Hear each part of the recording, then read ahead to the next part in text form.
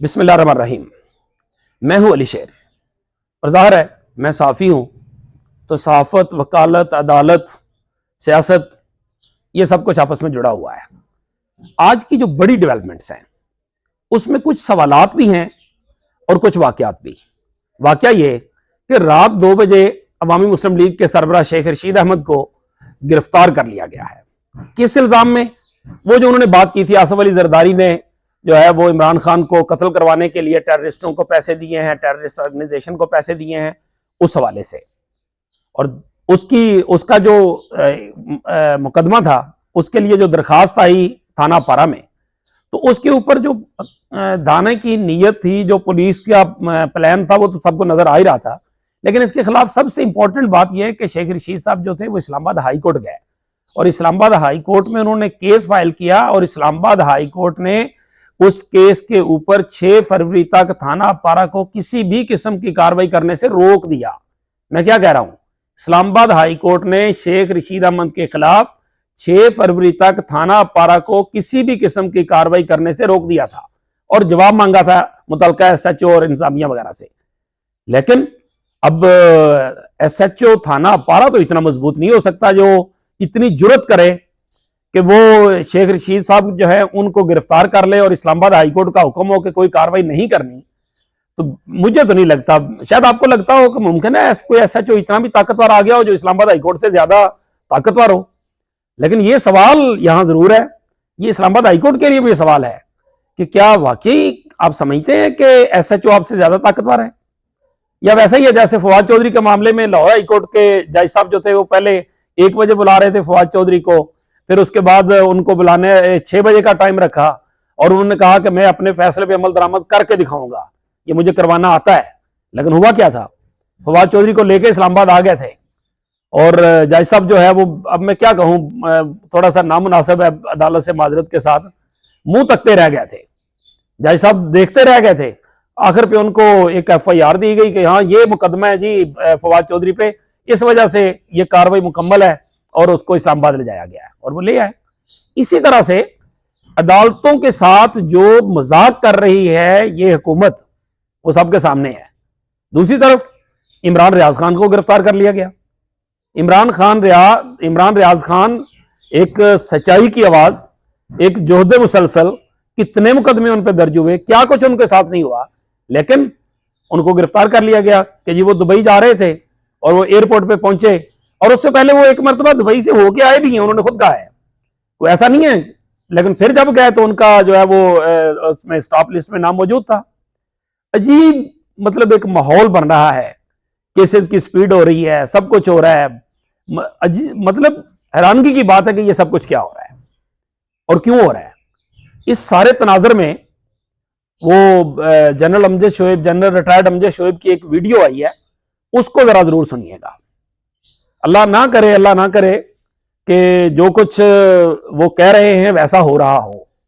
मुझे उम्मीद है कि ऐसा नहीं हो रहा होगा जो कुछ वो कह रहे हैं। उन्होंने तो कहा है कि जो न्यूट्रल हुए हैं उन्हें न्यूट्रल ही रहना चाहिए, इसी में इदारे की इज्जत है। और जाहिर है उन्होंने क्लेम किया था कि हम न्यूट्रल हैं, तो अब वो न्यूट्रल रहें। अब वो हैं या नहीं है ये तो वाकयात की तहें खुलेंगी, साथ साथ जो है वो चीजें आएंगी, तो फिर वक्त के साथ साथ उस बात की समझ लग जाएगी। फिर कुछ इंपॉर्टेंट क्वेश्चन ये भी हैं कि आखिर ये सब कुछ जो है ये उस वीडियो के मुताबिक किसकी, जनरल अमजद शोएब की, कि वाकई ये पीडीएम कर रही है।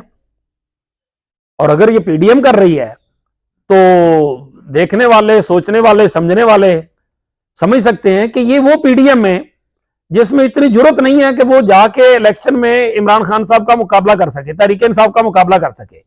आज भी अभी मुस्लिम लीग नून के एक रुकने सूबाई असम्बली जड़ावाला से एमपीए मुंतखब हुए थे, वो पीटीएम में शामिल हो गए और अभी सख्त फैसले होने वाले हैं। अभी आईएमएफ बिजली महंगी करने और बाकी सारी चीजें जो है ना वो करने वाला है। तो इसका मतलब बज़ाहिर तो ये लगता है कि शायद कहीं ना कहीं किसी ना किसी की कोई गारंटी है कि जिसमें ये कहा गया है या कहा जा रहा है कि आप जो है ना वो सख्त फैसले करते जाएं, उन सख्त फैसलों की वजह से आप नहीं जाएंगे, आप मौजूद होंगे। और फिर अगला मजाक आइन के साथ, दोनों गवर्नर्स ने मामला इलेक्शन कमीशन पर डाल दिया है और इलेक्शन की तारीख देने की बजाय उन्होंने ये कह दिया कि इस पर मुशावरत की जाए, मुशावरत करके जो है वो तय किया जाएगा कि इलेक्शन जो है वो 2 सूबाई असम्बलियों में करवाने हैं या नहीं करवाने हैं। तो ये सिचुएशन जो है वो इस वक्त तक चल रही है। इसी तरफ इलेक्शन कमीशन में जमात इस्लामी की जो दरखास्त है उसकी भी समाअत हुई है, और इसी तरह जो इस्लामाबाद हाईकोर्ट है उसमें फॉरेन फंडिंग केस जो है उसके हवाले से भी समाअत हुई है, और इसी तरह टेरियान का जो केस है उस पर भी समाअत हुई है। इन दोनों में लार्जर बेंच बनाने का कहा गया है, क्योंकि इमरान खान साहब ने जो कहा कि वो तो अब रुकने कौमी असम्बली नहीं रहे, लेकिन अगर ऑन दी फ्लोर ऑफ और प्लेटफॉर्म ऑफ दी ईसीपी बात करें तो वो रुकने कौमी असम्बली तो हैं, क्योंकि उनके नोटिफिकेशन जो 7 हल्कों वाले थे वो इलेक्शन कमीशन ने जारी कर दिए हुए हैं। अब तो अगला प्रोसेस बाकी रहता है, और उनका नोटिफिकेशन होना और उनका हल्फ उठाने वाला प्रोसेस रहता है, अदरवाइज उनके नोटिफिकेशन जारी हो चुके हैं। ये तमाम नोटिफिकेशन जो है वो इस्लामाबाद हाईकोर्ट ने मंगवा लिए हैं। चीफ जस्टिस आमिर फारूक की अदालत जो है उन्होंने मंगवा लिए हैं, और अब 5 रुकनी लार्जर बेंच जो है इस सारे केस की समाअत करेगा।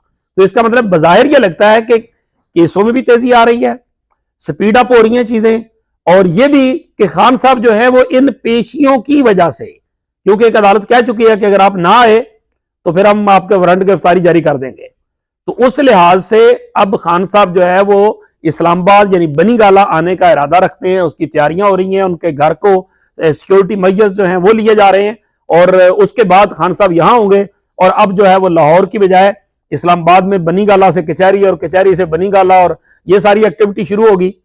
लेकिन इस सब के बावजूद ये जो कुछ भी हो रहा है, क्या ये किसी भी तरह जो है वो मईशत को सहारा या सपोर्टिव या उसका कोई फायदा कर सकता है? जवाब है नहीं, नफी में जवाब है।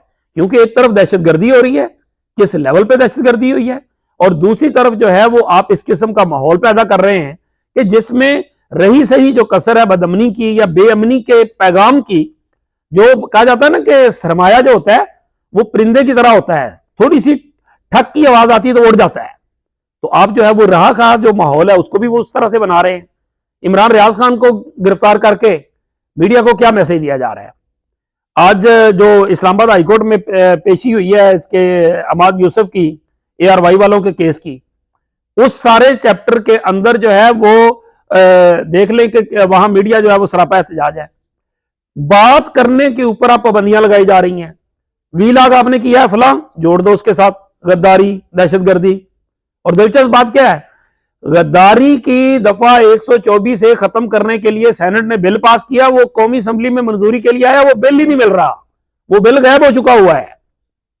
अजीब बात है। तो ये सब कुछ जो है वो हो रहा है, और इस सूरत हाल में जो दूसरी साइड है यानी PDM की, वहां पे जो दरारें पड़ रही हैं, शाहिद खाकान अब्बासी, साद रफीक वगैरह सब जो है वो जिस तरह से फासले कर रहे हैं या उस तरह से डिफेंस में नहीं आ रहे हैं, या मरियम भी कहती है कि मौरूसियत को जमहूरियत समझा जाए, तो ये अब मतलब जबरदस्ती मुसल्लत होने वाली बात है कि मानो ना मानो, मुझे मानो, आपको मानना पड़ेगा। ये सारी सूरत हाल है जिसमें अब पाकिस्तान जो है वो आगे तक की तरफ बढ़ रहा है।